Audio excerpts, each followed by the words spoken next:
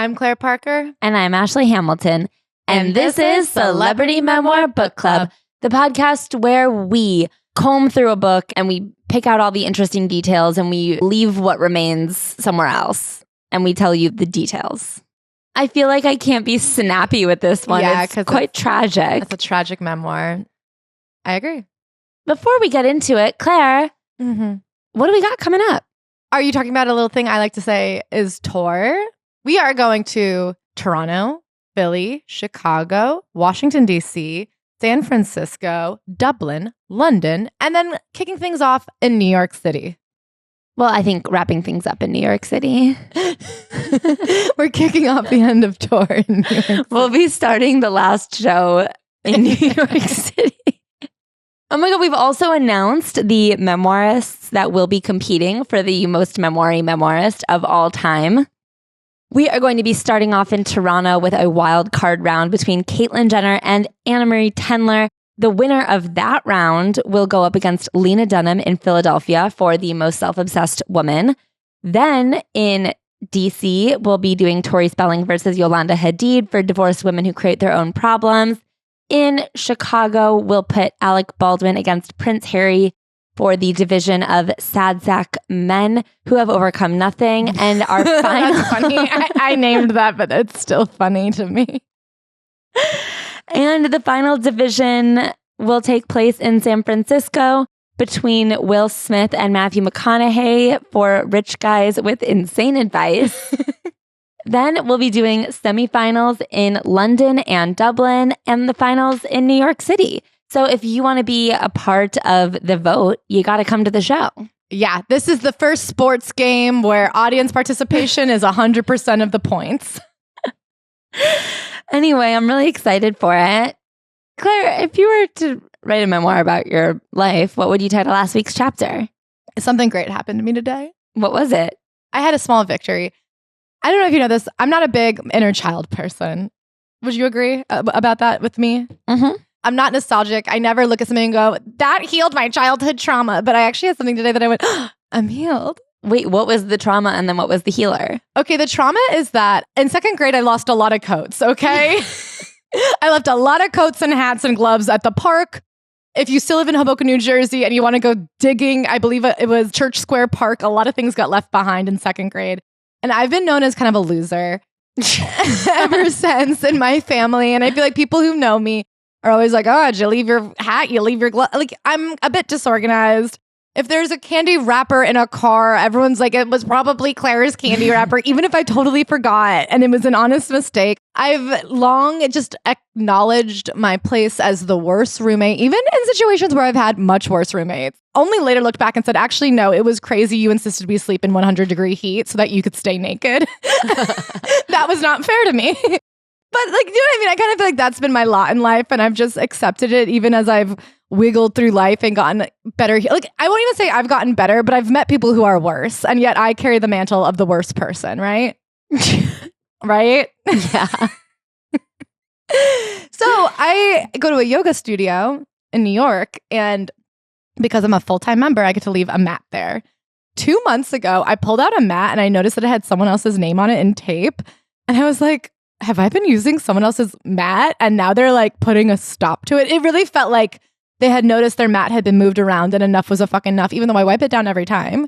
And I was just like, surely we could share this mat. So I used it like 2 more times surreptitiously. And then I thought, what if I'm stealing somebody's mat? And I feel really, really, really bad about it. Does it look like the mat you brought? It's the mat. Yes. It looks exactly like my mat, but my mat is from a giant mat salesman.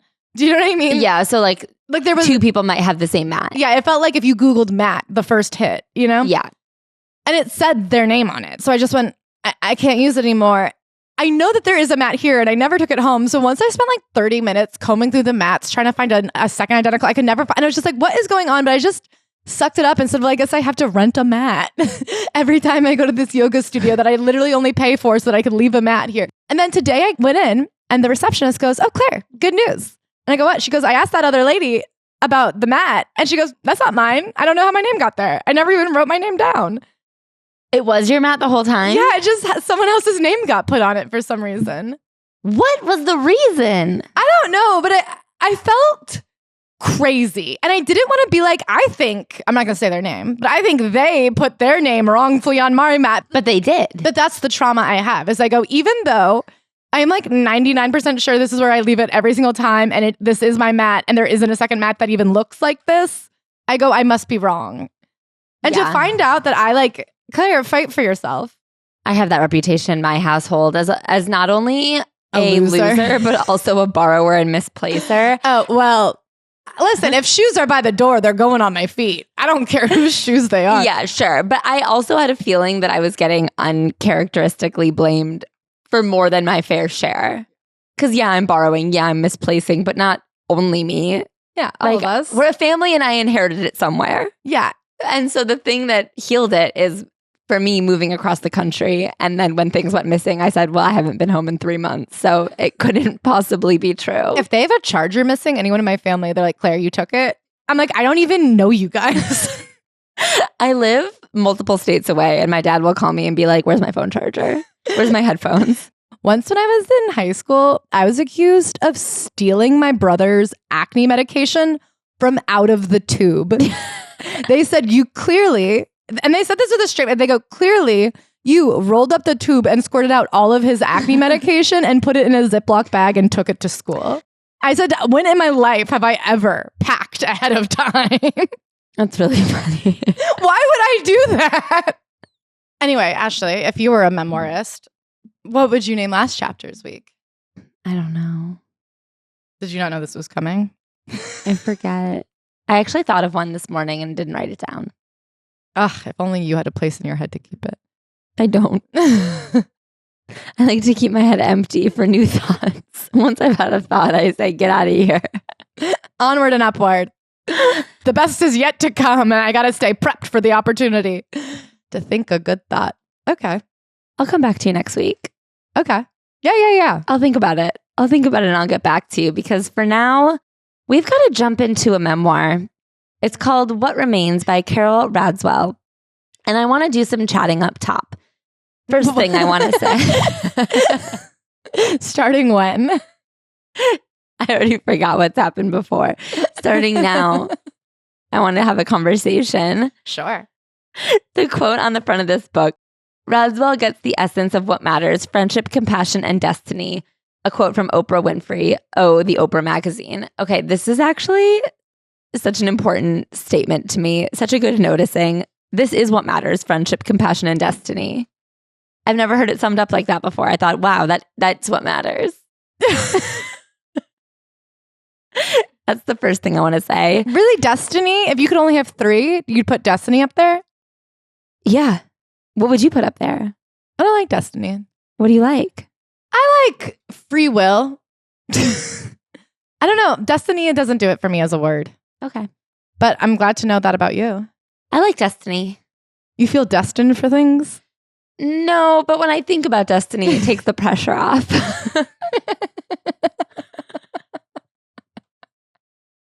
I think it's important we discuss what is Carole Radziwill because this book isn't really about her. It's kind of, you'd put it in line with our Caroline Mason Maddock book. No. Is that somebody we read about? I think you're talking about Stephanie Madoff Mack. What did I say? It just couldn't have been further. Couldn't have been further from the truth.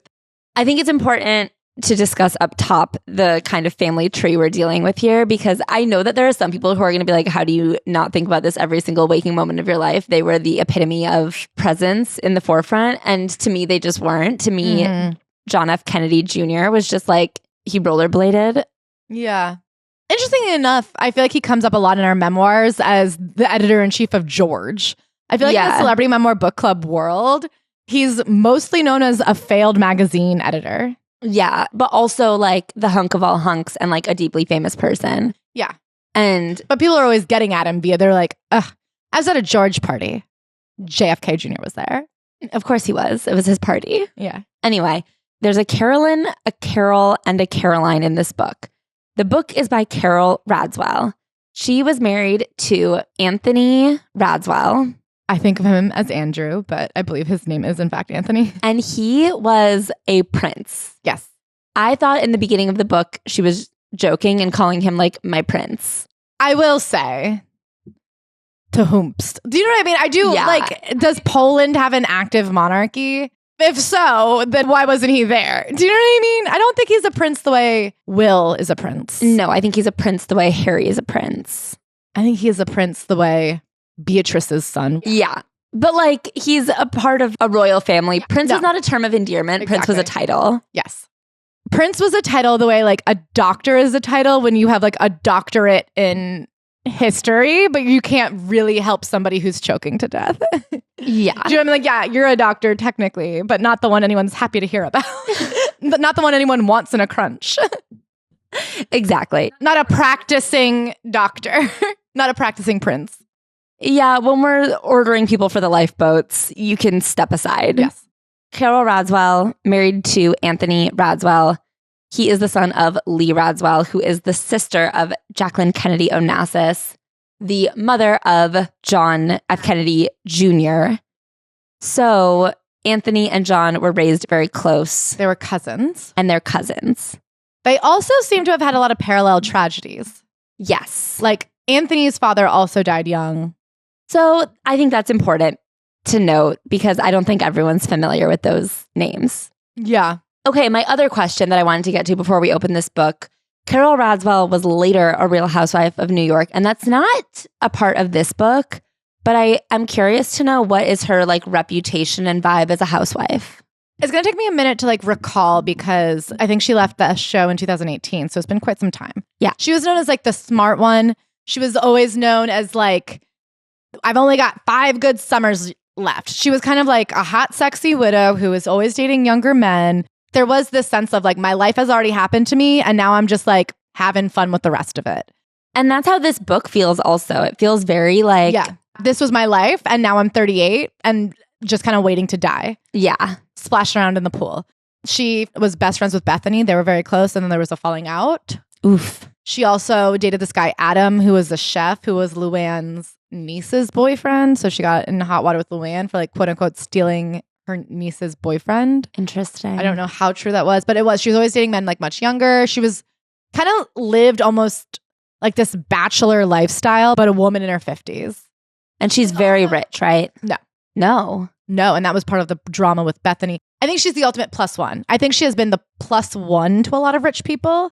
Okay. And so she's used to a certain lifestyle and has a certain expectation. And I don't think she thinks she's going to the Holiday Inn in Tampa, but also she's not paying for people to go somewhere nicer. Interesting. So I think there was a question of like she was sort of tagging along on Bethany and Bethany ended up paying for a lot of stuff that Carole and Carol's young boyfriend were doing. And then there was a fallout.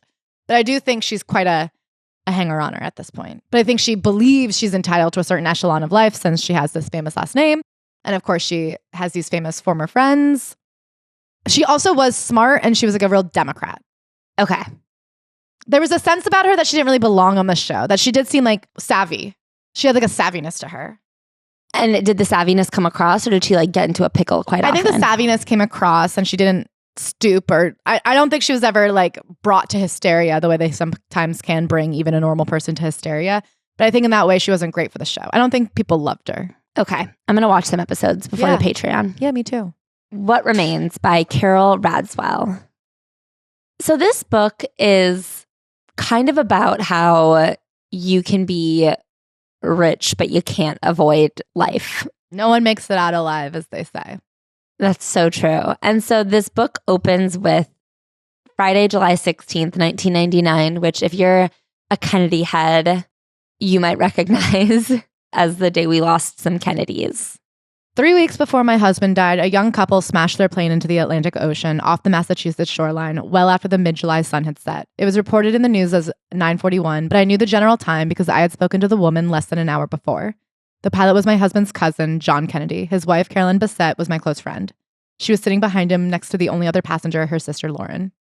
Carolyn had called her to say, we're heading to the vineyard tomorrow, but we'll see you tomorrow. I hung up the phone and opened the book I was reading. An hour later, she was dead. So at this point, Carole and her husband, Anthony, were spending the summer at John and Carolyn. It's very tricky. There's a Carol. Yeah, the Carolyn, Caroline. The Carolyn is a lot. Sometimes Caroline. They were spending the summer at Carolyn and John's house in Martha's Vineyard. And while he was at the very end of his journey with cancer. My husband Anthony was dying and we were all trying to pretend that he wasn't, that everything was fine. Once it was the four of us with all our dreams and plans, and then suddenly there was nothing. She talks a lot about how most flight accidents, you have about 3 minutes from the malfunction or like whatever went wrong to when the plane crashes. And she starts like looking at life in these 3-minute chunks, wondering exactly what happened, what was said, what they knew in those 3 minutes. Chapter 1, Beginnings. Saturday, August 27th, 1994. I'll start with the fairy tale. Orson Welles said to Gore Vidal once, in an interview about a movie he was writing, if you want a happy ending, it depends on where you stop your story. My wedding then might have been a good place to stop. I never dreamt of myself in a wedding dress, but here I am, white naturally and silk gazar, because I'm told this is what they are making them from this year. Keep it simple, I say to the designer, a family friend of my fiance's who called in June to say she would design the dress. I have the vantage point of fortune. Standing in the middle of this, I now know how it all turns out. There will be love and loss and luck and fate. The tent is lousy with it. And so then she kind of scans the room at her wedding, explaining sort of who was there and how many of them met tragic ends, like very shortly after. I'm watching Anthony now. He is handsome and strong, dashing, like the pictures I've seen of his late father. Stas, the gallant prince. His hair is grown out, wavy and brushed back the way I like it. He'll look up for me, spot me here in this moment, and smile. I will not see the bump tonight. I won't see it until the end of our honeymoon on the beach in Hawaii. I'm fortunate, you might say, and that could mean anything. I'll tell you what happened and let you judge for yourself. Most people think fortune is something good, to have fortune, to be fortunate, that the word implies advantage, like luck. She then gets into her childhood. She grew up in Suffern, New York, which is kind of in Westchester area, I think, just north of Manhattan. And she starts with this story of these two twins. This story is crazy. Caroline and Suzanne, who were like the beautiful popular girls in 7th grade. One of them had a boyfriend, and one day they all went into like the janitor's closet where they weren't supposed to, where they found a dumbwaiter. They all get in the dumbwaiter and they go downstairs to the basement. Eddie and Caroline got off. Suzanne tried to follow them, sticking her head out awkwardly through the door, and the top door of the dumbwaiter dropped down on her shiny long hair, crushing her neck. It happened too quickly for her to call out or make a noise, but the dumbwaiter doors, solid metal, were loud as they closed. And Eddie and Caroline turned around. Of course, she was dead already. So she uses the story to tell you about her least favorite type of people, tragedy whores. Tragedy whores don't feel the foundations break apart beneath their feet. They're reeling blasts of emptiness, though to watch them you might think so. They're voyeurs. They feed like coffin flies on drama, embroiled in virtual grief and the illusion of heartbreak. They all have stories they want to tell, insist on telling, proclaiming their link to the tragedy. Emotional rubberneckers. I didn't like them at 12 and I hated them at 35. So here she's talking about other people in 7th grade who were like upset that their classmate died. That their classmate got fucking guillotined by a dumbwaiter. In their school. And that her identical twin sister is like still in class with them. This part, I didn't want to be too judgmental of her because this woman is steeped in tragedy. But I will say she opens about talking about her wedding and how like kind of just a once over of the tragedy that befell every single person there. And then in this chapter, she's talking about how annoying it is when people like are sad when I don't know. It really is so annoying to kind of judge the way other people deal with tragedy. I guess I think 7th graders are allowed to be pretty horrified when a classmate dies, like in a very horrific, tragic way. Yeah, I feel like this chapter was even crazy to read. I forgot what happened, but I was like, someone said the date today. And today is the day that in 7th grade someone died in my class. Oh, really? Yeah. And I was like, holy shit, that is crazy that like, I don't know. He's someone that like every couple of years I think about. And I always think about the fact that like, it was the most tragic thing any of us had ever experienced in 7th grade. And I had friends that were closer to him and I wasn't very close to him at all, but I knew him. And I just like remember throughout my life, like every couple of years, I think about the fact that he's just still in 7th grade. Mm-hmm. My foundation did not shatter. But it's something that I think about, like, I'm in my 30s now. Yeah. You know? I guess I think especially when you're young and you feel so immortal, it's a shocking, upsetting thing. And furthermore, oh yeah, you're right, Carole. You didn't sit and cry at the funeral like all those idiots. You only wrote it for a book later. Like there's something about like she uses full names and maybe the names have been changed. But if you're from this town, I mean, this is a very specific story. Everybody in that town knows what you're talking about. I don't want to call it exploitive, but this idea that you're like invoking this poor girl's death for the right to then show how much better of a person you are than everybody who grieved them. Yeah. I don't know if I was their mother and I read this chapter and I was like, oh yeah, congrats, bitch. You weren't sad. Good for you. How lucky that you knew to like shut yourself down and not feel feelings when somebody you knew died. Yeah, and it is something that I recognize like in myself, and like when I'm extremely sad about something, sometimes the way other people are sad about something annoys me, and that is like a very human thing to do, but you're just not better than them. And then she ends it. The twin sister, Caroline, comes to class the next day and excuses herself with a note for her mom. Caroline Garitano saw her sister dead in the dumbwaiter and then excused herself from class, sipping Coke through a straw. She knew about fortune. Fortune here being this idea that some of us, Carol is one of them, don't take death or life too personally. They understand that some people just die sometimes, and that's what it is. And I don't know, even to project that on a 12-year-old. What Caroline is thinking about her dead twin. I don't know, Carol. I don't know if you've got me here. But I also think it's interesting. She becomes a journalist. I think it's an interesting, like, journalistic entitlement that she feels. This idea of covering the story. You're allowed to do that. Like, there's no moral implications here or there. She's just sharing the news. Yeah. And that's fundamentally different than any other ways of like consuming or processing or experiencing a moment. Yeah. Like she's telling us to illustrate a point. She's not like taking advantage of it for like her own emotional. But of course she is. Like self-centeredness. It's just on a different I think she thinks it's on a spectrum of like truth, and journalists cover truth. I just wasn't on her side here. So Suffern is where she went to school and grew up. Kingston is where her grandmother lived, and they would go up there a lot in the summer. So she does a whole chapter. It was kind of a boring chapter to me. I was like, all right, we didn't have to go this deep into all your cousins and aunts and uncles and grandma and the summers. Okay, well, the only interesting story to me was when Marianne like randomly has a 15-year-old boyfriend from the bar.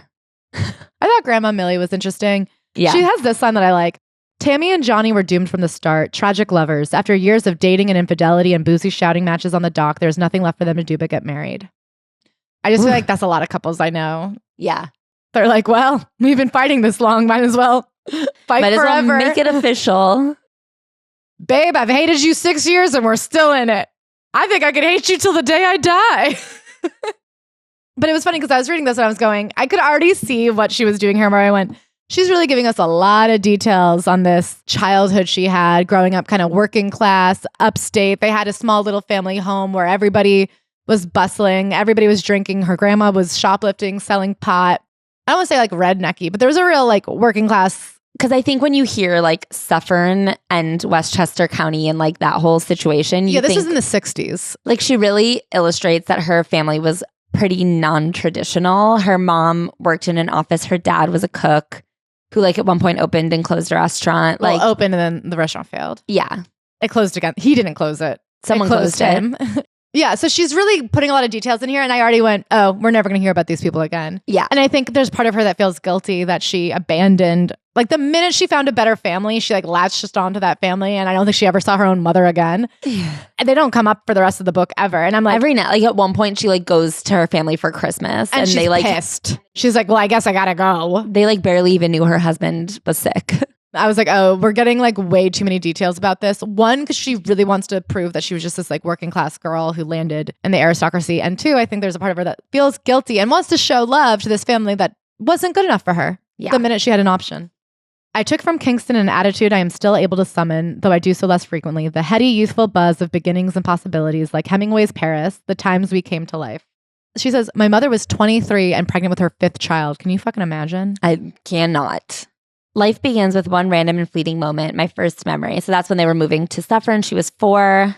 It was for my parents a bold leap into adulthood. They move into the suburbs and it's this real American dream. They get this small home. The grandma moves in with them. Her mom's mom is from Austria under the guise of night. Yeah. So her mom's mom moves to America with the mom. And leaves some mysterious son behind that never gets named. And she kind of takes the secret of who the son and the father of these 2 children is to her death. Yeah. Whenever anyone asks, like, who is their father, she goes, he died at war. Grandma Binder and her sister move with Carol's mom. Yeah. To America. And there's this real pecking order. You know, they come from a generation of people where it's like, life sucks. That's just how it is. Don't complain. Don't tell anybody. Put on the bravest face you can and try to look rich. And that's kind of like the name of the game. Yeah. Try to own a nice frying pan. You're going to suffer till you die. So her dad was a DeFalco, cigarette smoking, teeny bopping, cool guy with cigarettes tucked into his sleeve. He was 22 when he first spotted the mom on 69th and 1st Avenue. And it seems they hit it off and got married pretty quickly. He was the first person to give my mother information she could do something with. You're smart, Helen, he told her. You should go to college. Which I don't think she did till a couple years later, but she did get an education and have a job that pretty much supported their whole family for most of Carole's life. I think there was a point in the beginning when she was thrilled with this family she had made, when she loved the madcap drama of 5 babies, a handsome husband, a pretty new house in the suburbs. The paint peeled faster than she expected, of course. She says when the grandma moved into the suburbs that they were pretty lawless as kids. She goes, we were fed, dressed, and pointed in the direction of school. The rest was up to us. No one ever checked homework. Dinner was just whatever grandma made. It seems like they were eating it out of the one pot. It was very chaotic. They'd go into the backyard and just play all day. Who knows where the kids were? Good luck to everybody type thing. She was a pretty mother. She was a smart mother. She was a sad mother. She was a mad mother. I can't find an adjective to hang on to. My mother had no language yet to describe what she was feeling in 1973. For a year, she drove white-knuckled over the Tappan Zee Bridge to the restaurant, willing herself not to drive off. Then at 27, with 5 children, she started her retreat. She put a lock on her bedroom door and enrolled in Rockland Community College. So it seems like her mom was not particularly present. My mother was different. She wasn't like the other mothers on the block, exchanging casserole recipes and sewing patterns. Like all the little girls, I watched my mother carefully. If she had been the sort to bake cookies or play bridge, I am certain that I would have played bridge too, but she wasn't. She talks a lot about her best friend across the street, whose mom was like her hero. She was in a divorced family, which was quite rare back then. And she said she would always give her normal mom advice. And meanwhile, my mother was less specific. She told me to be independent. It was the only advice she gave me. Everything I did was tied to the quest for independence. When Carole was a junior in high school, her grandma that lived with them died. Now is when I developed an uncertainty about hospitals, a nagging distrust that I filed away after her funeral and pulled up again at 30 when hospitals were a part of my routine. She talks a lot about the uncertainty and the lack of understanding, and how whenever someone in her life dies, she's always constantly going back in her brain like a file of facts, trying to figure out the moment that she could have stopped it. But she also has this thing where she's I don't take it personally. And she compares herself to her sister. She was my grandma's favorite and the kind of little girl who thought fortune was personal. She thought misfortune happened to bad people, that if she smiled and made her bed, she'd be spared. My little sister thought fortune picked favorites. And she's I'm not like that. I know, it just happens. That's life. She finds out eventually that her mother's father was just a married man with children, and that her grandmother was kind of the maid that worked in their house, and she had gotten pregnant. And that's why the sister she moved to America with looked down on her so much. And that's why she refused to bring it up. And it's just crazy. I mean, this is something we see a lot in the older generations in these memoirs, is the way that people will just take secrets to the grave about major parts of somebody's identity. Yeah. And I understand this feeling of the best way to protect you is to keep up this facade. But once you die, nobody ever knows again forever. And now you just have a child with just no answers about where they came from. People will miss you when you're gone, and they're going to want to know who you were. And I feel it's this idea of selflessness to not burden the next generation. I know, I'm sure it's a very cultural thing. This Austrian grandma seems very intense and severe. I don't know. If you're holding secrets from someone, tell them. They want to know. Tell me your secrets. I don't have the bandwidth right now. I want to know. I don't want to oh, your daughter something when you die and have to sit you down and be you'll never guess who your dad really was. I, Claire Parker from Celebrity Memoir Book Club, am the only one who knows. We could not be more opposite. I want a fucking baby to come knocking at my door in 10 years and be I was given your name and you're the only one with this piece of information, and I'll have to go through my DMs. Ugh, try to remember. Gun to my head, I'm not going through DMs. They are not organized well. Instagram, if you're listening, work on it. Make them searchable. She tells a story about how growing up, there was some celebrities that they loved in her household. Robert Redford was one of them. Her mom had a poster of Robert Redford hanging in their house, and everyone had a crush. And once when she was in high school, her and 2 of her friends, Linda and Maria, went into the city with no plans except to try to find Robert Redford. And they did. They saw him and they gave him $10 for his cab. I mean, it's a crazy. So first I go to where they know his office are, which is in the Warner Brothers building. They're he has an office there. Maybe he's working. And then they go, maybe he needs to go to the bank. So they just go to the bank. They see him outside the bank hailing a cab in front of his office. And so then they run out and they give the cab driver $10 and they go, this is for his ride. And then they were wow, that must have been the craziest moment of Robert Redford's life. And then she's reflecting on it now from adulthood and being oh shit, people probably did weird stuff to him all the time. He probably does not remember the 3 teenage girls who gave his cab driver $10. That feels specific, actually. I feel like he probably would remember the 3 teenage girls who gave his cab driver $10. But then she talks about being at dinner with these 2 friends, catching up as childhood friends do. And at this point, she was dating Anthony, but it wasn't public information. Like, they weren't really official. Their relationship had kind of a slow start. And one of her friends starts gushing about that day with Robert Redford and how she wanted to catch a glimpse one time of JFK Jr. And she, at that table, realized, she's like, holy shit, now I am friends with JFK Jr. It hadn't occurred to me what it might be like from Redford's view to be inside the cab. This was my first glimpse of mania, of crazy blind desire for a stranger with a well-known face, a stranger who unwittingly represents something for the adorer, entirely personal and unpredictable, a stranger who is so completely formed in the minds of others that one wrong move, a sentence spoken or not spoken, an expression or gesture can excite extreme emotion. It was my first glimpse of losing yourself and hanging every heightened emotion on another human being's shoulders. Okay, so I guess I am like, Carole lost me really quick in this book. We're only on page 53, and already the way she's like looking at her friends with disgust and being like, I can't believe you did that to JFK Jr., my friend / cousin. There is a righteousness to her. Yeah. I think she would like to think of herself, and I think she would like to write herself as like this cool working class girl who just was so smart. And was like randomly associated with the Kennedys. But you can tell it meant so much to her. The way that she's on a different side now, the way that she's like, ugh, haven't you ever thought about JFK's heart and soul and what it might be like to be him? I think something about this book is she is so proud of herself for getting inside the circle. And I think she thinks she's exempt from that kind of pride because she wasn't ever really inside the circle. Because Lee never really liked her. I think in the show, it was kind of known that her and Lee do not maintain a relationship. You know, everybody that she would have known from this era is dead. Any final vestiges of Kennedy connection, it seems like the one she was close to, of course, her husband, JFK Jr. and Carolyn Bessette, they're all gone now. Do you know what I mean? I feel like she's like doing this dance of being so proud of herself for getting in and then also trying to be like, but what you have to understand about me was I was an outsider. Yeah. But I also think that you can really feel it in the way she name drops, where she loves to just like let you know how important the people in her circle were. But then she'll never give you a last name again. So then when you're reading the story, it's just like, oh yeah, and then Barbara said this. And you're like, well, at one point she's like, Diane. And you're like, who's Diane? And then later she's like, Sawyer. I'm like, oh, I guess I didn't know that like Diane Sawyer, why would she be in the hospital with you? Yeah. By the time I was in high school, I felt a sort of low-grade panic about my future and a gnawing embarrassment about my past. I was at an age in which I thought I should have a picture of my adult life in mind. Why?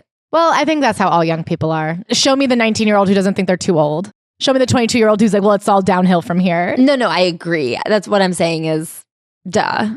Before I was a wife or a widow, I was a journalist, and that started in Annette Kreiner's office at ABC on 67th and Columbus.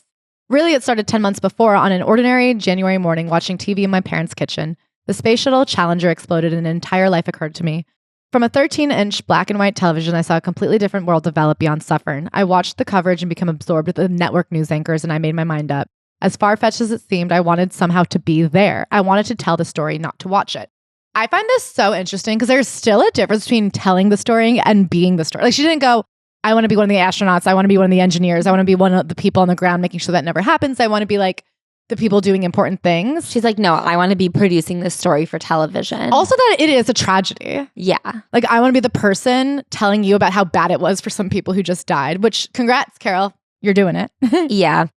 It's also very interesting to me that she talks about like kind of having no direction in her like later years of high school and just, I mean, the anxiety that all teenagers feel about like, what am I going to do next? And so the fact that it was 10 months between the Challenger explosion and her trying to get news internships, she really did just like see it and pick it. I do feel like that's how it was back then. Like, you know, even now there's so much pressure to, like every minute from the time you're 14 to be like, well, what experience are you cultivating? What's your direction? Yeah. You used to be like at the end of college, people were like, what job do you want? And then you just get to go do that job. So she starts going to job fairs to like get a job in news. And there's one guy who's, I guess, flirting with her. He's like, yeah, send me your resume. And so then she actually does send her resume and gets an internship. I started November 1986 on the bottom rung, and my strategy is simple. Now that my foot is in the door, I will not take it out. So she's like an unpaid intern for a few months and she really is working hard. She's on top of like office supplies and she fucking learns everybody's favorite pen and keeps them stocked. And then she takes an opportunity working with Pam Hill, the senior vice president at ABC and executive producer of the show Close Up, organizing her house on Saturdays. She was basically just a personal assistant. Yeah. But she was like, oh, Pam needs someone to organize her house. And if I can get in good with Pam, then I can turn my internship into a full-time job. Which does work, even though she like kind of fucks up assisting Pam. Observe a few things early on. Few people at ABC went to public school or Hunter College or spent summers in Kingston. I noticed that the production associates cubicle are papered with ivy. 3 Harvard, a Columbia University, and then me. I learned that Dunster House is Harvard and that people never tire of saying it because while it might be boorish to announce you went to Harvard, you can say Cambridge repeatedly or drop the name of a house you pledged to make the same point. I noticed that the Ivy Leaguers rarely have to master the videotape library. I learned that everyone has a footnote. There's a producer related to Yvonne Bulow, the associate producer whose father is a famous reporter at the Times, the young production associate at 2020 of the Welch Grape Fortune. Anthony's footnote is, of course, his family. I don't have a footnote. I suppose later Anthony's is tacked onto mine. She's married to Anthony Radziwill, Jackie O's nephew. Eventually, with her job at Close Up, she's able to hop onto small research projects and go from being the production secretary to a production assistant. I'm doing more research than travel or phones. I make research books for a series of 1-hour specials on ABC called Burning Questions. And then Close Up gets canceled. And she gets to jump onto PJR, which is Peter Jennings Reports. Yeah, and they send her directly to Cambodia. The documentary is to be called Peter Jennings Reporting from the Killing Fields and will focus on American foreign policy. It will have good guys, bad guys, innocent victims, a culpable government. There will be refugees, insurgents, the front line, and coalition forces. It's crazy. So she's out there. She's 25 years old and she's like bartering with people. I mean, I do think she must have been so like smart and had a lot of gumption and a lot of chutzpah. You know what I mean? Yeah. She's walking around with like $5,000 in cash to bribe the like guards at refugee camps. I'm learning the ropes, how to talk to guerrilla fighters and negotiate with the presidents of airlines and where I can find the best exchange rate on the black market. I mean, it seems like she's just a 25-year-old who will jump into anything completely. She did this thing where somebody said bring business cards, but the people at her level don't get business cards. So she makes fake business cards so that when she's in other countries, she can hand out like Carole at the time, DeFalco, ABC News to give herself some credibility. And she's like, it's amazing how far like a lighter with the ABC logo or just cigarettes will go with people when you're trying to get some witnesses. This first assignment, like my first love and first heartbreak, are the benchmark for everything after. She falls in love with like producing long form news reports. She loves being on the ground and like finding sources and getting to the bottom of things and organizing schedules. How did a girl from Suffern meet a man with Polish lineage going back for centuries? Greenpoint. Walking around Greenpoint, grabbing a pierogi. Ashley, find a prince. Anthony Stanislas Albert Radziwill. A prince, like his father and grandfather before him. This is where fairy tales come in handy because the real story is somewhat dull. No glass slipper, white horse, or a wicked stepmother. We met at work.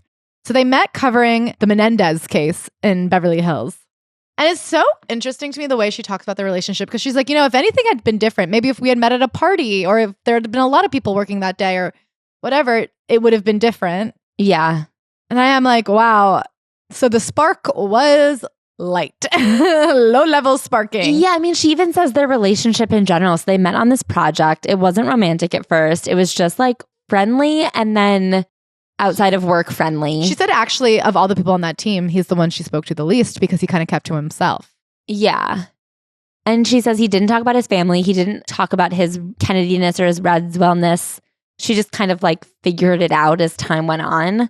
And then when they get back to New York, they start sometimes hanging out as friends. And then they would both be on projects. They wouldn't see each other for a couple of months. And then they started seeing each other kind of dating. But every time they were out of town, they wouldn't really talk. Like what they had in common is that they both were in love with their work and they understood the all-consumingness of news. He was born in Lausanne, Switzerland, and was, I don't know how to say that word, Lausanne. Totally. Does that sound right? Laos. What about the "and" part? You think it's all silent? I'm not Swiss. Who knows what those people say? And was sent to elite boarding schools in London. His family had a country home in Henley on the Thames and a townhouse in London that stood in the shadow of Buckingham Palace. His parents divorced when he was 13, and when he was 16, his father died, and he moved to New York to live with his mother. He finished high school at Choate in Connecticut and then went to Boston University. Can I say something? Feels like you should have gone somewhere better. I didn't want to be a bitch. I didn't think it should come from me, but I'm like, oh, that pedigree and to end up at BU in the 80s? Was that even hard? What about Cambridge? There were other schools in Boston. Did he apply to the wrong one? Did they know he was a prince? Did he not have an uncle who could like write him a letter?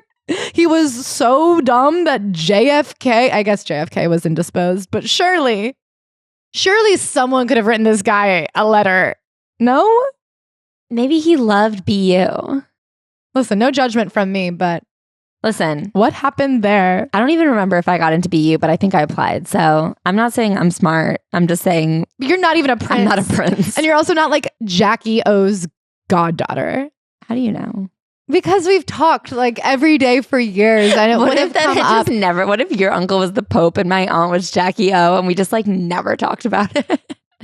It'd be funny because we do spend a lot of time talking about your other aunts and uncles. I know. It'd be funny if you forgot that one. There are a handful of dinners and then these dates become regular. It's an odd pattern arranged without discussion. I like the world we're creating, just the two of us. Occasionally he mentions a vacation with his aunt and cousins, a weekend at the vineyard. It's an odd netherworld, really, where our invisible aunts and uncles and siblings and cousins carry on wordlessly in the back room. Not our aunts and uncles and his aunts and uncles and cousins carry on wordlessly in the back room. If you wanted to mention your aunts and uncles, it wouldn't carry the same weight as if he mentioned his aunts and uncles. By the time we get to our families, almost 2 years after we met, my anxiety has dissipated. His mother is simply his mother, a woman with a beautiful house, a breathy voice, and a cover story in life. She tells this like funny, charming story about when she goes to visit his mom for the first time and he asks her to walk the dog and the dog won't go to the beach. And so she walks it out there. This story. And then it turns out that there'd been an electric fence and that's why the dog didn't want to walk to the beach. And she's like, oh my God, I electrocuted his dog, LOL. She is interspersing these stories of romance with her young time as a journalist. Very cool. Not really what anyone came for. I guess if I had cared, I would have watched the documentary. I think she met Saddam Hussein. No, she doesn't. But she goes to the Middle East to cover the Gulf War. She covers something and I go, I know you assume I know what you're talking about, but unfortunately this was the early 90s and I was not keeping up with my foreign affairs back then. I was a baby. I mean, blame my parents. They did not want me informed. They thought I would be a beautiful fool and how wrong they were. The ugliest fool. A fool so hideous. They had to put her on podcasts. So I don't know what Saddam Hussein was up to back then, but I believe you were doing important work. Anyway, so because of her coverage of the Gulf War, she gets to go to the White House Correspondents' Dinner. And she didn't even know that you weren't supposed to wear like a cocktail dress. She's the only one there who's not wearing a gown. And she's like, oh my God, I'm just a girl from Suffern.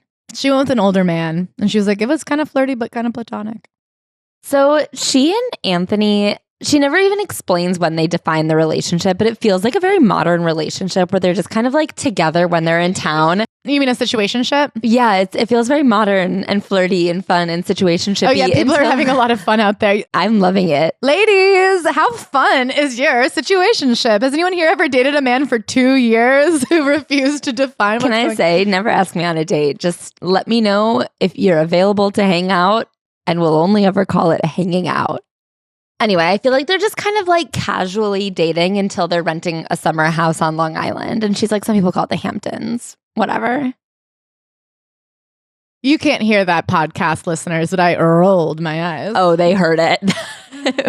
It was one of those eye rolls where you can hear the eye juices squishing. I think they don't define the relationship till after she's spent like 2 summers at the Hamptons with him. Yeah, well, Long Island, they call it. Well, I'm poor, so I call it the Hamptons. The Hamptons is a collective name. Can I say something? Name. If John F. Kennedy Jr. is showing up shirtless, that's the Hamptons. I don't care if you're in Ohio. Can I read this sentence? The Hamptons is a collective name for a string of small beach towns along the east of Long Island. In some minds, I suppose, it's less a place than an endless round of social climbing and money. And maybe there's that, but for Anthony and me, it's simply Long Island. Anyway, we split the rental fee my first summer there with John, who rarely shows up. But Anthony insists he pays his portion. John is F. Kennedy Jr. He doesn't ever introduce himself with the F or the Jr. No matter who, no matter where, no matter that everyone in the world knows who he is. Anthony and John have been sharing a summer house for several years, though they are unlikely roommates. They're not unlikely roommates, they're cousins. They literally are related. It's so likely. If Anthony is the angel, the English schoolboy, well-mannered and polite, John is the scamp. Every family has one. She kind of talks about how he's just so charming and he can break up the tension in a room and like he really is self-possessed. Then she gets invited to Anthony's mother's house for lunches. And she's like, rich people lunch is so different than poor people lunch. Poor people just like grab a sandwich on the go. Not even poor people. She goes like regular people. She's like, to me, lunch is yogurt over the sink. And I was like, okay, well, I've had lunch sitting down. I don't think you have to be middle class to have lunch sitting down. You just have to have gone to school at some point. For rich people like Lee Radziwill, lunch is an affair. Where you better come with stories. I became a regular at his mother's lunches on Sunday afternoons, and this is how my relationship with Anthony's family unfolds between tomato slices and endive salad. Between grilled salmon and sorbet. It trickles through Evian and fresh lemon wedges over the rims of fine crystal. Which part of that really tickled your fancy? Which part made you keep going? I think when you throw the word Evian in there. Because to you, Evian signifies what? That she's trying to explain to us that I've never had a lunch like that. It's so funny how trends change because now I think Evian is regarded as a lowly water source. Yeah, I mean, she's not drinking Fiji's out there. There's a hierarchy at these lunches. Usually one person is more highly regarded and he or she takes the lead role. The rest of the table maneuvers itself in this person's direction. Stories are saved for this guest. They are currency after all and get a higher price depending on who's listening. You don't want to waste them. For instance, no one, I noticed, is bursting with a story to tell me. The person sitting next to me will offer polite small talk and wait for an opening with the more interesting person on the left or the wife of the mogul across the table. I haven't quite mastered this art, talking about nothing while waiting for a turn to tell my story. She learns how to start telling stories about Peter, aka Peter Jennings, and that's all she really fucking has with her stupid ass Emmy and her Saddam Hussein coverage. So then she meets Carolyn, Bissett, not yet Kennedy. So she comes in and already she's in a white little nightgown and she comes out and goes, "Can I borrow your toothbrush?" This is the craziest first request I've ever heard from someone. I have to prep you guys. So Carole Radziwill, spoiler alert, is kind of in love with Carolyn in this way that I was like, oh, you were actually maybe romantically in love with Carolyn. She does not talk about her deceased husband the way she talks about Carolyn. The way she makes Carolyn seem is psychotic. Everything that she's like, isn't it funny that Carolyn said that to me? And I'm like, no. She makes Carolyn Bissett sound awful.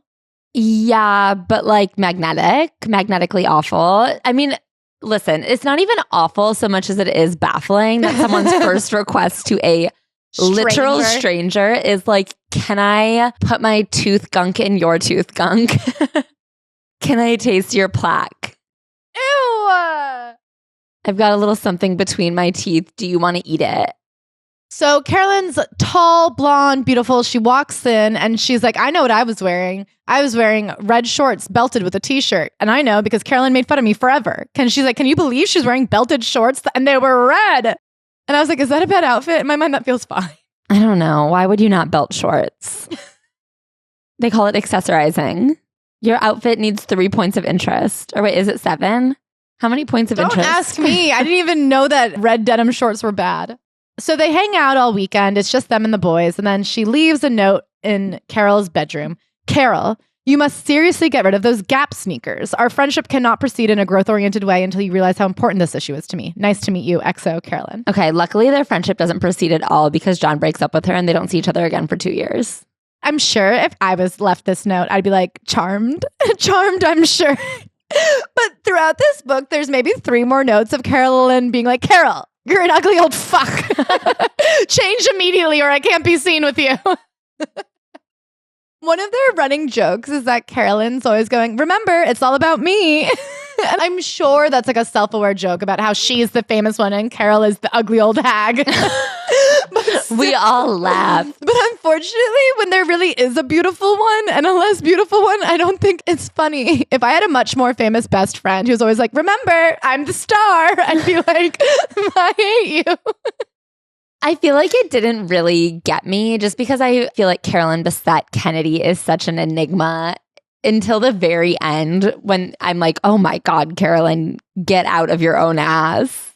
I guess when she started asking for a toothbrush and then left the weekend saying change your shoes and then was promptly dumped, I was like, okay. I liked that for a while. Anyway, so then she finds this really great tape of some stuff going on in Fallujah and she lands her first producing credit. So then Anthony says, I love you, which is almost as big as this producing credit for her Fallujah work. But it's done in like a crazy way where he's like on the phone and instead of being like, okay, bye, kiss, big kiss, he goes, okay, bye, love you. And then he just like is saying it now. And then a couple weeks later, she says it back. And this is again after they've been like summering together for a couple years. She also makes sure to let you know that the most desirable hip to waist ratio is a 0.70 and she has a 0.71. I don't know why that's relevant at all. Well, it's because she didn't think she'd ever fall in love. But then she finds out she has like a perfect hip to waist ratio. No, she's off by 0.01. I would call that. Then they move in together because her lease is, she's so casual. It's not because they love each other and they've decided to enter a long-term relationship. It's because her lease is up, so she has to move in with him. And she hates all of his furniture. None of it belongs in the apartment. He has a rent-controlled apartment, which goes to show, I saw some article one time about how like rent control actually mostly benefits rich people. Yeah. And I'm like, yeah, what the fuck is this literal prince doing in a rent-controlled apartment? She wants to get rid of so much of his furniture, but he's like, it's all historic. That was literal President John F. Kennedy's rocking chair. And then later they auction it off for $400,000. And he's like, aren't you glad we didn't put it on the curb? I have bumped up against history. It won't be the first time. Most things here I am learning have a story. The tiger couch, for instance, is not just a couch, but one his mother had custom made at DeAngelis. It has been photographed for fashion books. People in certain circles know this couch. But she hates it. In August, on my birthday, I feel the bump. They're at the beach and there's a little bump. And he goes, you know what? I'll have someone look at it when we get back at the end of the summer. No big deal. In October, she goes to Cambodia for another piece she's working on in Phnom Penh. And then when she comes back, it turns out that Anthony has seen several doctors, and each of them has a slightly different diagnosis for the bump. One performed a needle biopsy that was inconclusive. 2 others told him to come back if the bump grew. Nobody seems nervous. So they go to St. Bart's for Christmas. And then they come we're and it's called a hematoma. We're relieved. Which is just like a clump of blurred. They schedule surgery to take it out, a simple outpatient procedure at the Lenox Hill Hospital. The night before, ironically, they go to a play where I think Richard Gere is the star and he dies of a hematoma. Anyway, so they go in for the surgery. Carole goes to Lee's apartment. They get a call immediately. It's not a hematoma. It's a tumor. And here's where she's like, you know, it was kind of crazy that we thought it wasn't, because he actually had already told me that he had had testicular cancer before and that it prevented him from having children. A couple years before, he had testicular cancer. He was now unable to have children. This was something she learned early in their dating situation. I didn't ask questions. Anthony had cancer before, yet we still ignored the bump on the beach. Our behavior then defied logic, you must think. Kind of, but I get the wanting to live in denial. Like, I understand that there are certain things that until you have a diagnosis, you don't have to think about it. So it turns out he has fibrosarcoma, which when she looks it up says that he has about a 5-year life expectancy. So he proposes to her on Mother's Day. This is around February. Mother's Day, which is when? May. He proposes. They're at Lee's. He makes her walk out to the beach. She sits down. I'm not sure I want to be here with him. It's a lot, this, and I'm not sure what I want. I love him, and yet I have to ask myself, can you leave a man who is sick? In Butch Cassidy and the Sundance Kid, Etta tells Sundance, I'll do anything for you, but I won't watch you die. And true to her word, she leaves him in Bolivia to die alone. I don't know if I'm stronger than she is, whether I can watch Anthony die. These thoughts are rumblings, faraway thunder, eclipsed by the lightning bolt urgency of others. You can't leave him. You love him. You're going to save his life. I mean, I think this book does a really good job of illustrating what it's like to be in a relationship with someone who is terminally ill, because she has this compulsion that if she is good enough at taking notes and attending his appointments and tracking records and diagnoses, that she can save him. It is also interesting because she's not just marrying a regular guy. She is marrying into this family where things are so much bigger than her. So she's part of these 2 oceans that have these undertows that are just pulling her along. One is, of course, in the shadow of this cancer, this prognosis. And then the other is the Radziwill Kennedy of it all. She almost doesn't want to tell anybody, but of course, immediately everyone finds out. Moments later, I'm back in the library, burrowed into the armchair. My future mother-in-law is on the sofa with a yellow legal pad. She has drawn columns for the guests, one for each of us, my family, his family, friends. She's talking about churches and dates. My life feels like it's happening to me, as if I haven't been paying attention. We are not so different, my mother and I. Before you know it, your choices are made for you. So I feel like from here on out, her life is just following the rules and regulations of being a princess. She's technically about to become a princess. And then also following the rules and regulations and the schedule of his like checkups and diagnoses. So she talks about the two other people she's known to have cancer. One is her grandmother who passes away. Of course, she's not very interested in that. And the other one is Jacqueline Onassis. You may know her.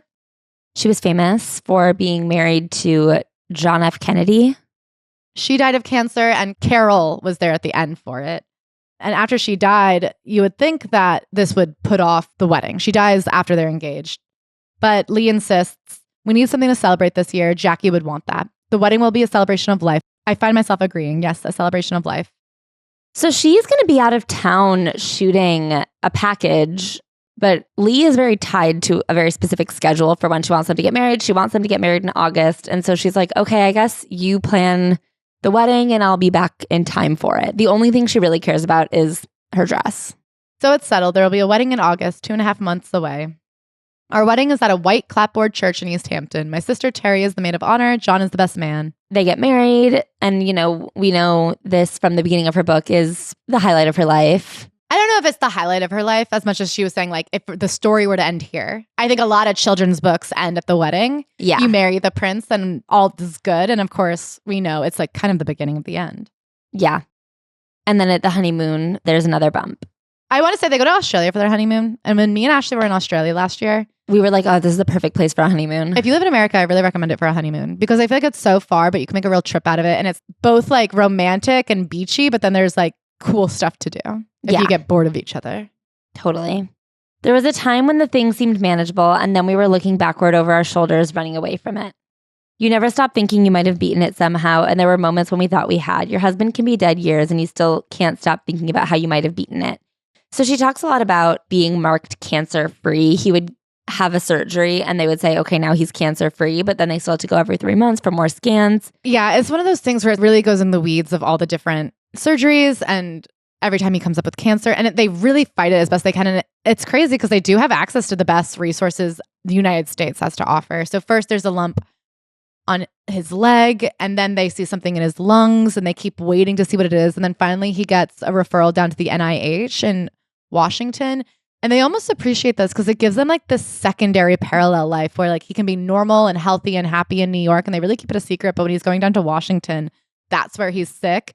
And for like a year, they're going down constantly for checkups and eventually for these major surgeries because they find these pulmonary nodules on his lungs, and it's 21 at first. And so what they have to do is they have to like crack open his ribs, pull his chest apart, pull out the lungs, and like with their hands, feel along the lungs and like scoop out each nodule and then staple them back together. Yeah. Because each nodule is a tumor.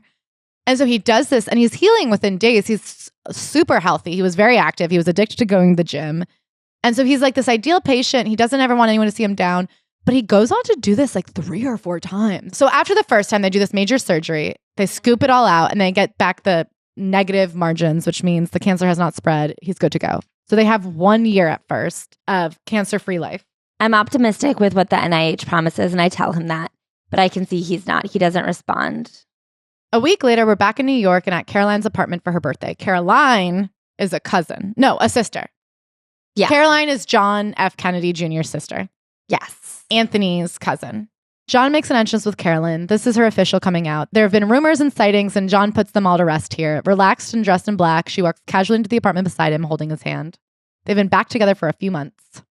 Caroline, John's sister, does not seem to ever accept truly Carolyn or our protagonist, Carole. Yeah.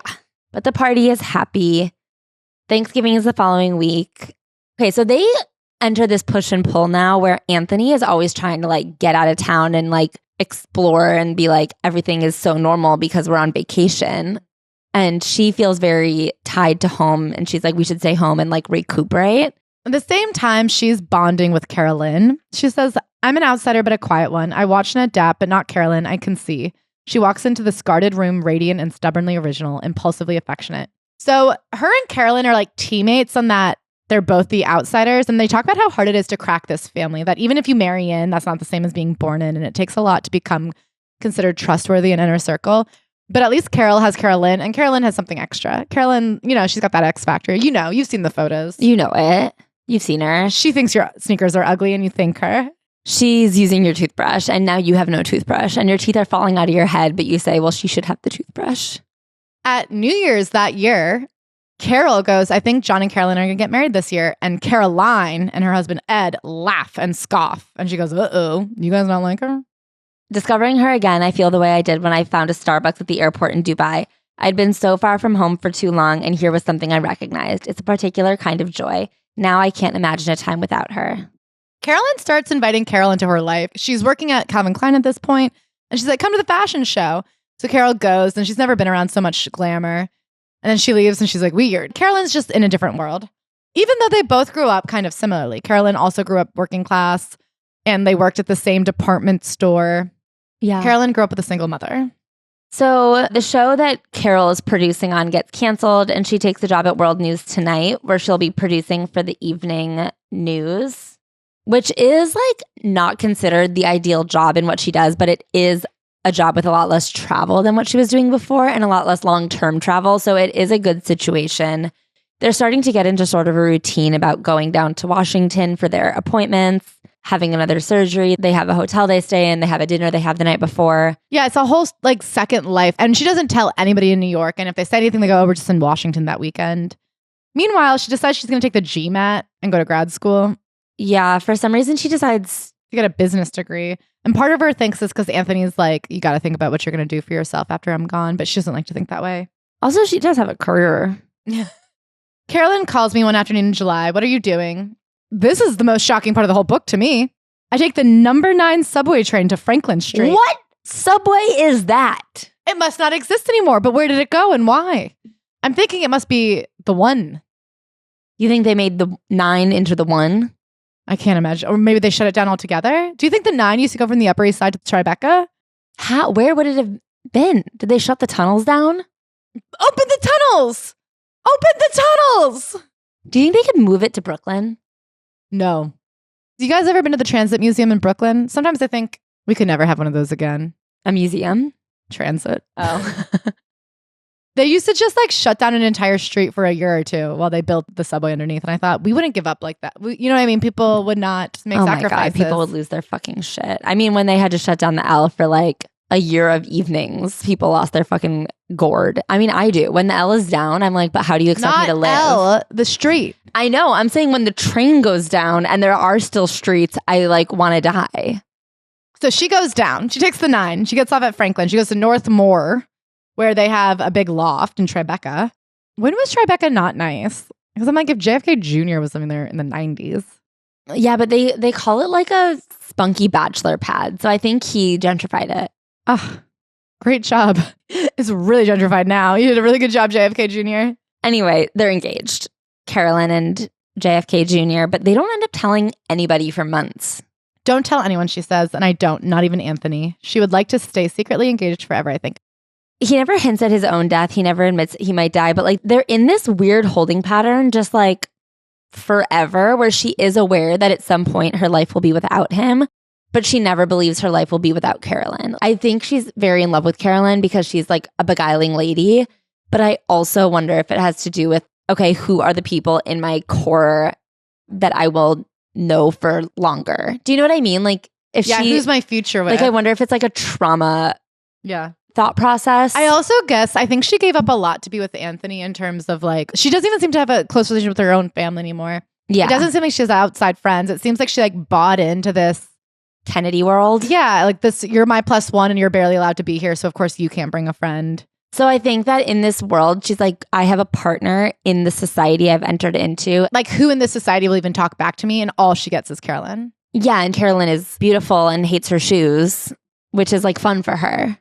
I think it's partially that she's like mesmerized by Carolyn and partially that she's like, right. And like in the life I've chosen, you're the person I'll be with till the end. Mm-hmm.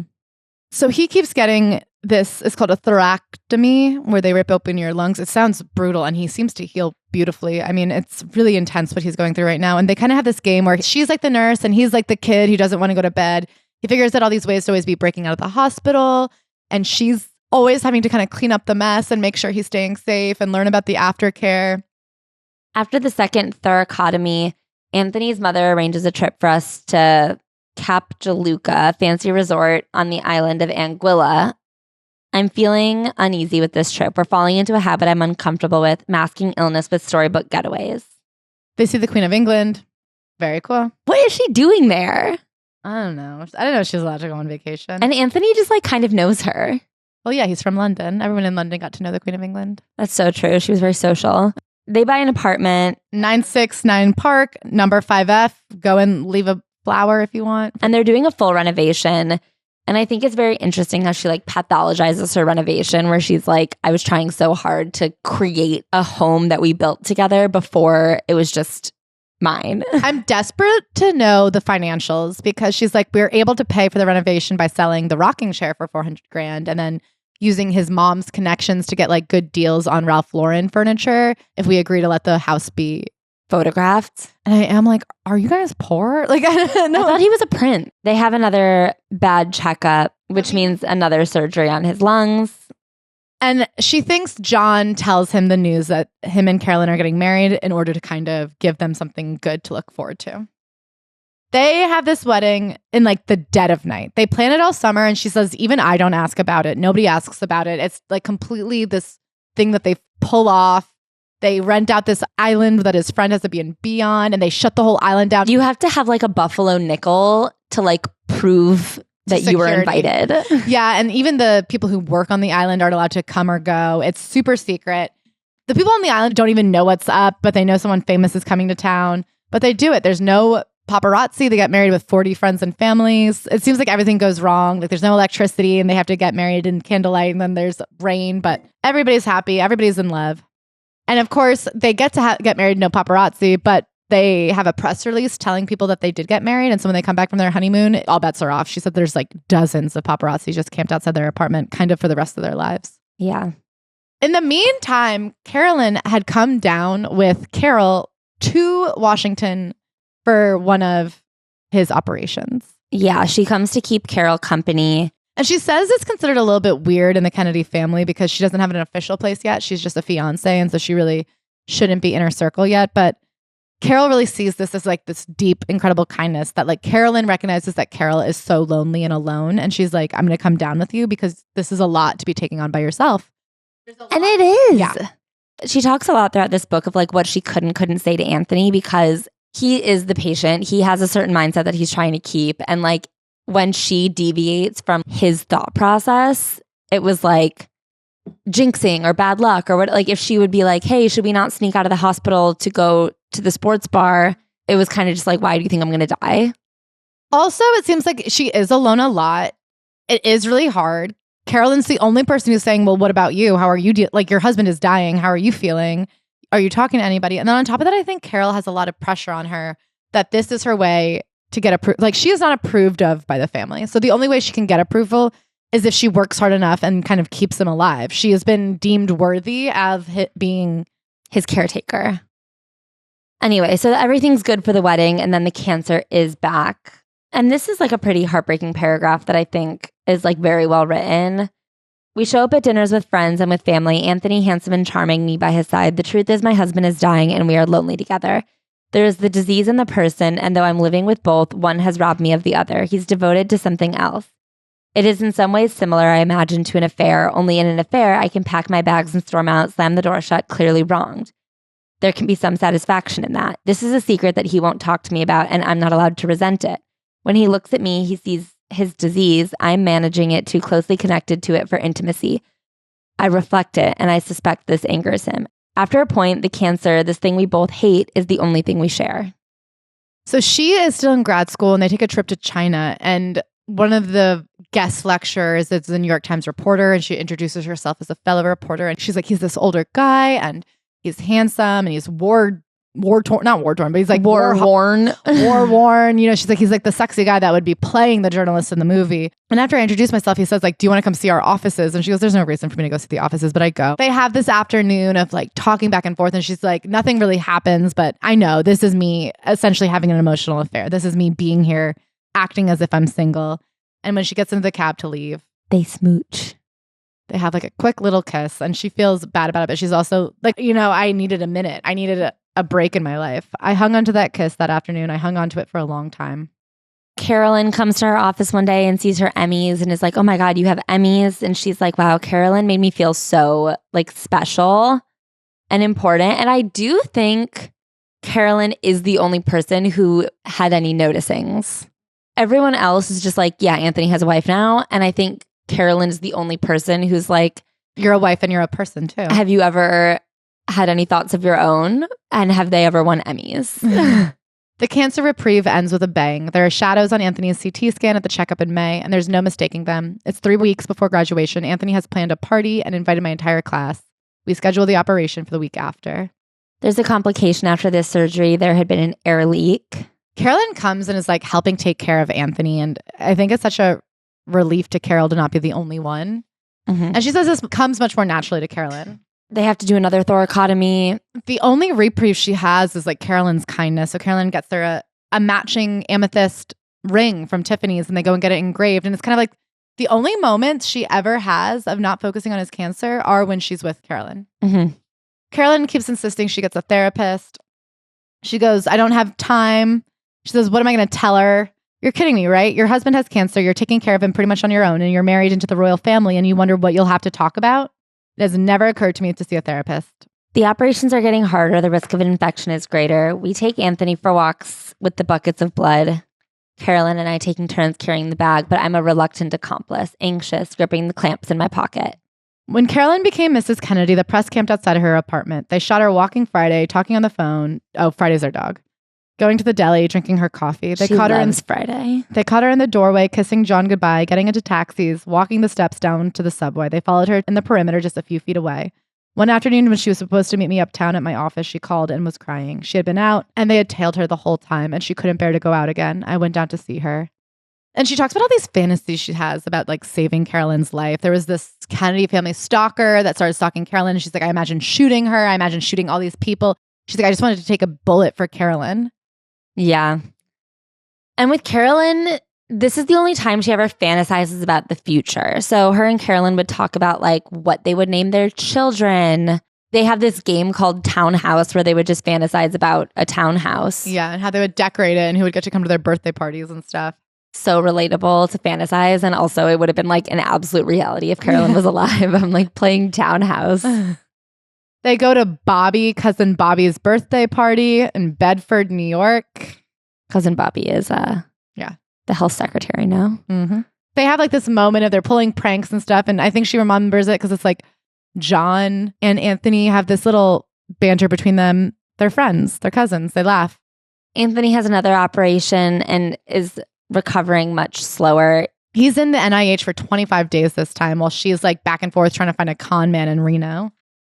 And she's also like managing Lee's birthday. And there's just a lot going on as things stay the same.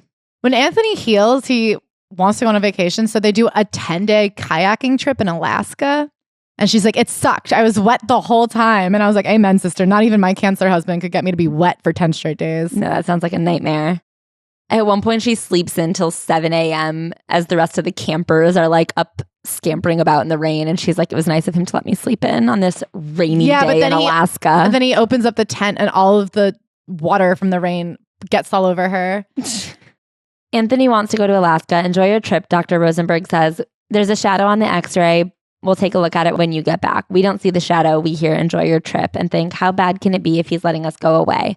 So they do have these glimmers of hope at all times where, he'll have a surgery and they'll go, okay, now he's cancer-free. And they'll be like, great, we're done, cancer-free. Every time there's like a positive sentiment, they cling to it. And at the end of their Alaska trip, she blows on a dandelion. I always make a wish. And for 5 years, it has been the same thing. We will live happily ever after. And then it's the 5th year since his diagnosis.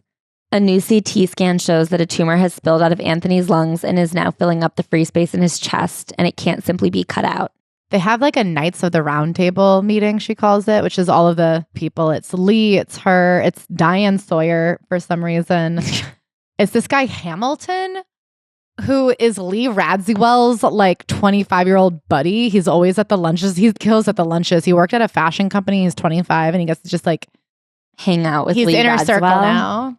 I guess he was her little Truman Capote or something. I am like, who was Hamilton exactly? I do feel like these families are so weird in the way they like won't let someone in by marriage, but will let someone in when they're just like, I need a right-hand man today. Well, I guess it's the question of who has the power. At the end Yeah. of the day, the son did not have the power to bring somebody in. And I think especially like a woman. Do you know Yeah. what I mean? Any woman who's marrying in, you get to look down on and go, she's just like his whore du jour, even if there's a ring. But I do think if you're Lee Radziwill, you could be like, this is a young 25-year-old gay man and he makes me laugh. Put him in the will. He's here for lunches on Sundays. Pip pop. Do you know what I mean? But like Lee, as the matriarch of their family, gets to pick Yeah. who's inner circle. But what I mean by those inner circle members, I just feel like they're just someone who was there the right day and has the right amount of discretion and Yeah. like subservience. Yeah. In year 5, there are 5 rounds of chemo and 2 surgeries. There are 6 radiation treatments and 4 trips to emergency rooms. There is dialysis 3 times a week. I'm still working, but the stories I produce are a blur.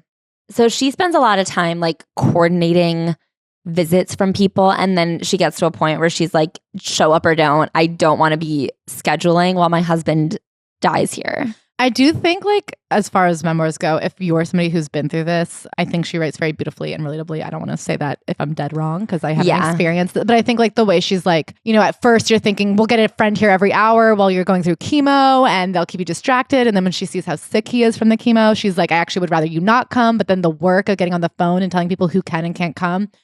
Randomly, Diane Sawyer's husband's always just showing up and sitting there and like reading the paper. And she's like, he's my buddy. And I let him yell at people. I think the message from this part that is also a sentiment I've heard reflected from people I've known in similar situations is very much like, don't make people coordinate how you can help them. Like, try to help or stay out of the way. If you want to show up and be a comforting presence, if you want to send food, if you want to do these things, you can do that. But don't like put the onus of logistics on a grieving person. Yeah.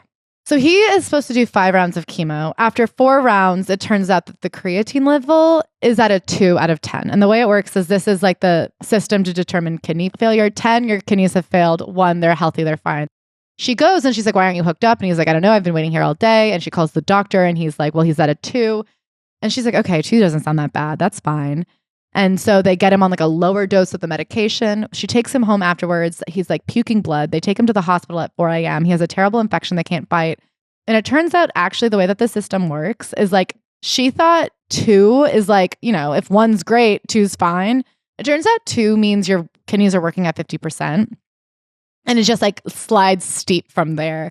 And she didn't understand that when he was at 2, like he was close to kidney failure. So he is in the hospital for like 6 days. She's not sure if he's going to make it. She's so angry. She's upset. I mean, of course she knows that he was dying, but I think she was like, not tomorrow, not today. Yeah. And now he is in a place where they're like, every few hours, the prognosis could change. She's pissed at the doctor. She's pissed at everybody. I have a fleeting thought of him dying right here in the ER, but that can't be possible, can it? Carole is in the bed next to me and I talk to her. I put the phone down and cry. She brings me juice and a muffin and runs the shower for me. When I get out, I see that she has laid out the clothes she brought for me. I get dressed. I sit down in the bathroom and she blow dries my hair. I suddenly realize I'm not prepared for him to die. Carolyn really is a great friend. Like the only person it's checking crazy on her. because I guess she doesn't really have a relationship with her family at this point. Yeah. And his family is obviously concerned about him. Yeah, nobody really seems to care about her but Carolyn. He does make it out of the ICU. Christmas is precarious. We make appearances. We haven't seen my family in a long time. They're aware of his cancer, but I keep them at a distance, making excuses for missed birthday parties. But Christmas is hard to avoid, so we go to my parents' house and exchange presents with my brother and sisters. It's awkward. They haven't seen him like this. She's like, I'm dreaming about going to Cuba, but Anthony isn't there in my dream. I can't imagine how we possibly get him there. I don't want to say it to anyone. It terrifies me when a little voice whispers it to me. I want to be free. They're in Florida and he starts throwing up blood. And they have to like put a camera down his throat. And this is where she like kind of falls apart for the first time. I've been hoarding like a squirrel for winter all my acorns of hysteria, nudging them as they come to a little place in my head for later. There hasn't been time to fall apart. Anthony won't tolerate it. It really is this hard thing. Like I can't imagine being the partner of someone going through this because you're not the one dying, but you are. It's your life too. Yeah. The last thing Anthony worked on actually is nominated for an Oscar. So they go out to LA for the parties. And when they get back, he's telling John and Carolyn about it. He describes it much differently than I remember. His anecdotes are slightly off. Carol, he says, teasing, was starstruck. He looks over at me, inviting me to join in. He describes a night I didn't see, one in which we mingled and worked the room, watched Madonna dance. I sit quietly, not sure what to add. The truth is we barely spoke at the party and hardly moved from our table. It was loud and Anthony was too weak to work through the crush of people. It's disconcerting, his retelling. Later, he yells at her because she gets out wine that's too fancy. And she's like, I don't know, John just wanted red wine. And I just pulled out a red wine bottle and it was an $80 bottle of wine. I'm like, I guess they're poor. I think the People's Prince can have an $80 bottle of wine. The People's Prince? What about the Polish Prince? I guess that subtext is we're saving it for later. But the truth is, what are we saving it for? Yeah. Emotions are spilling over. We've crossed a line that we'd all prefer not to have crossed. Tragedy, when you look back on it, is not so sudden so much as a series of small rumbles. This is not always true. I guess you can say that some not so great things happened to John and Carolyn in the last couple months of their lives, but I do think they were not direct precursors to a plane crash. We spend Easter together on the vineyard. John's business was failing. George Magazine, I guess, was going under. They decide that they're going to spend the summer in the vineyard. Basically, their doctor at NIH is it's not looking good. And nobody will really admit it. But Anthony is saying, I need one summer of convalescence and then I'll be back. He's taking a leave of absence from work. Carole is taking one as well. And he's kind of I just need to heal up from this one last surgery. And then next year I'll be fine. I'm going by the school year. Next school year, I'll be fine. September. And everybody's kind of looking at him okay, he's staying at Diane Sawyer's house on the vineyard because in his mind, he's staying with friends because that's fun. But if you're staying with family, then that's... He says you stay with friends when you're on vacation. You stay with family when you need someone to take care of you. 3 days in, John has a small plane crash, I guess. She calls it a flying lawnmower. It's a paragliding. I don't know. But he breaks his leg and everybody's great. That's the last fucking thing we needed.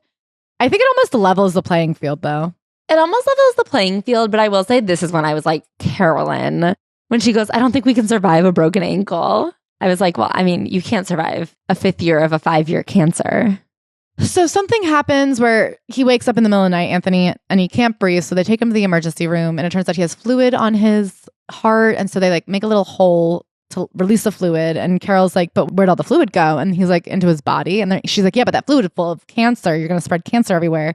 And the doctor's oh, yeah, he's dying. The doctor says he has 3 weeks to live. And this is kind of the first time Carol's had to deal with this head on. And then she gets a call from John and he's you have to tell him that he needs to accept that he's going to die. I told Carolyn to tell you. She didn't want to tell you because she was scared you'd be mad. Everybody's mad and everybody's kind of saying whose job is it to tell Anthony that he needs to start letting go. Yeah. You do it, John. Yeah. I don't know. What about the doctor? Is there no one besides Carole that can have a conversation with him? I don't know. That feels like a lot of pressure to put on somebody. I guess she is his wife. She's not a rando. Yeah, but he's a grown man. Someone could tell. Yeah. John, if that's how you feel, then you also know him. Yeah. Carolyn even starts falling off at this point. She can't bear to see Anthony this way.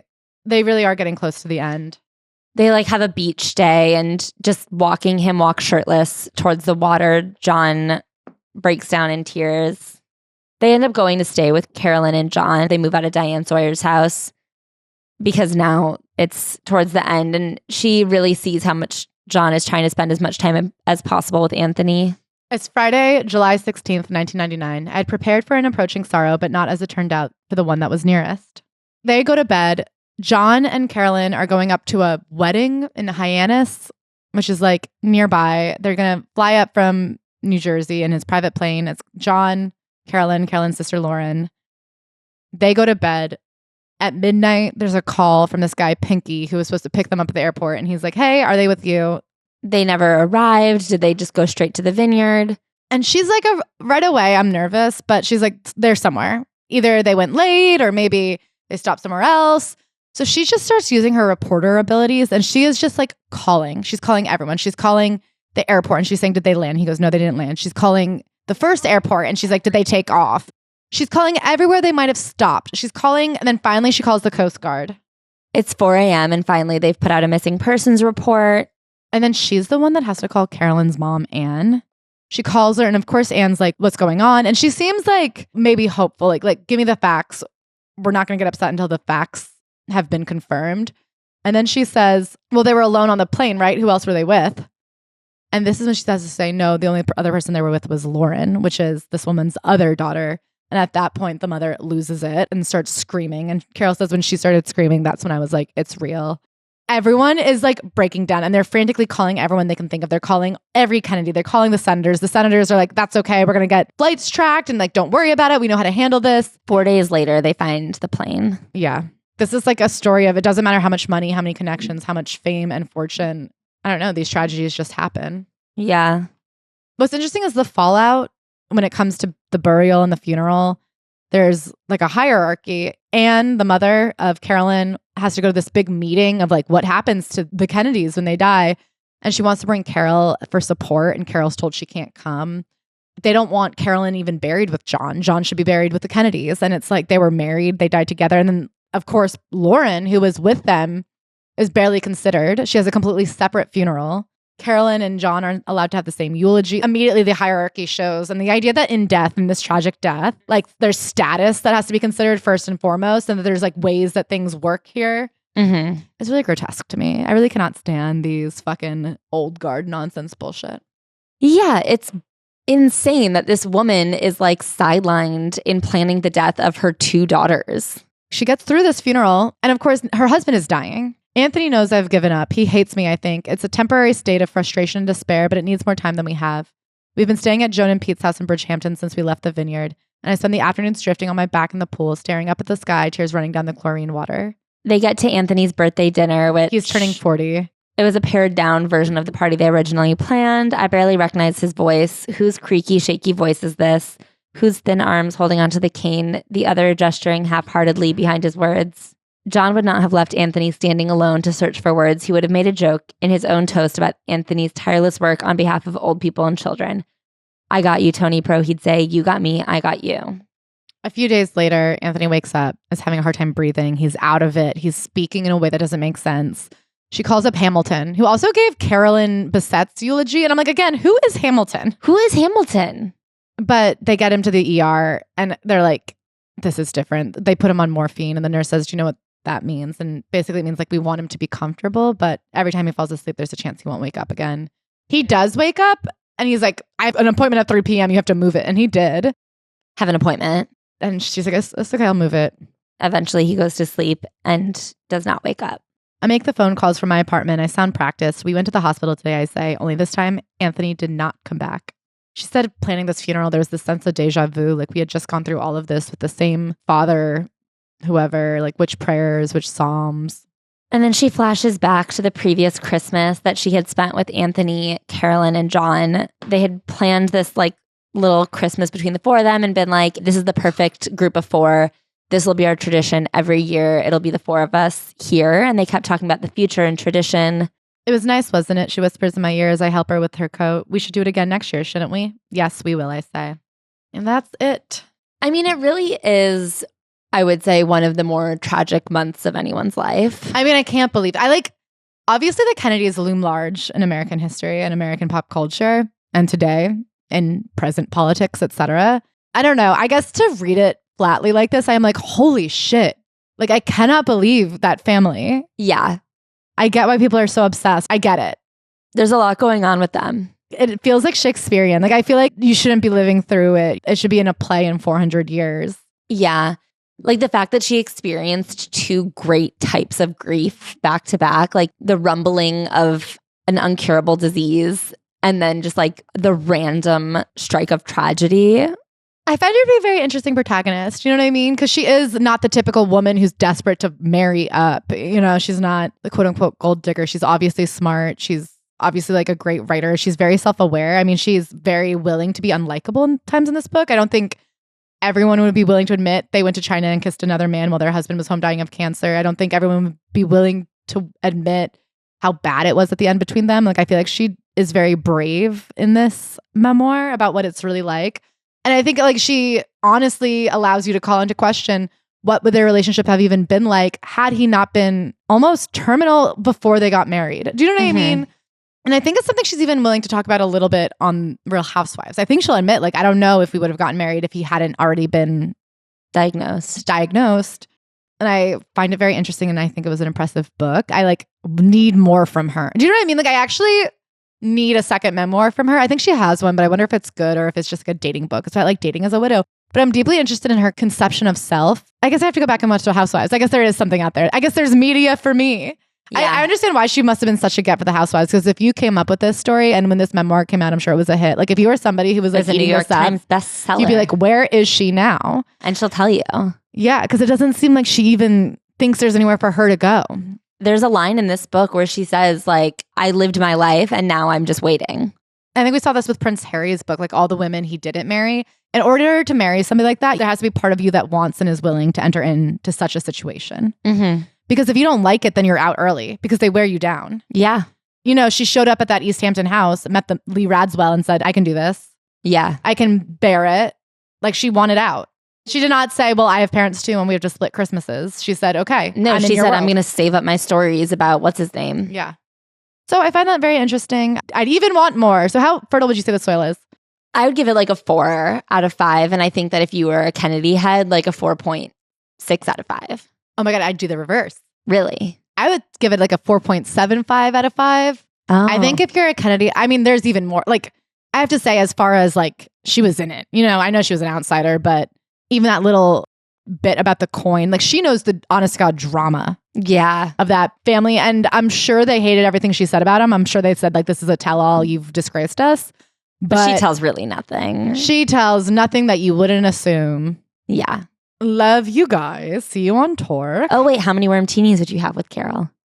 2, but you know what? She's one of those women where like I'd have to eat dinner before I met her because otherwise I'd get so. I feel like she's somebody who's never eaten and can really throw it back and like stay sober, and I'd be slip sloshing. She's someone that I think I would like us all to be at a party together and like you get into a conversation with her and then I get to like pass through the conversation. I think I could bear her. Me too. I think I could take her on. I agree that you would not enjoy her presence. I think I would like come over and like you would introduce me after you guys had already been talking for like half an hour, and then I would stay for a couple minutes and then be like, oh, I'm gonna run to the bar, does anyone want anything? And then I wouldn't come back. I also wonder if she's somebody that would even talk to me. Like I wonder if I would have her ear for 45 minutes at a party, or if her head would be on a swivel. I think if you remained captivated, she would keep on chatting. I think she's great at listening to the most important person in the room. Interesting. Maybe someday that'll be us. In this room, in this room we're in right now, where there's literally only the 2 of us, it's still not us. All right, bye guys.